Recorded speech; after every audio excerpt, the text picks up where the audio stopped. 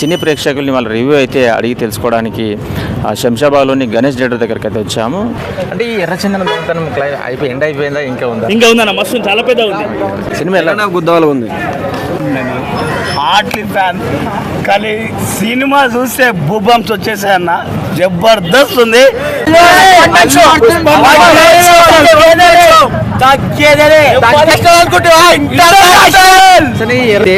అసలు చూడనా ఏకదం ఉంది ఖాళీ మీరు చూస్తే గూస్ బంప్స్ వస్తాయనా అసలు ఉందా సూపర్ అన్న మెంటల్ మాస్ గుద్ద చెక్కేసాడు గుద్ద చింపడదింగ రప్ప రప్ప రప్ప మొత్తం చింపడదింగ హైలైట్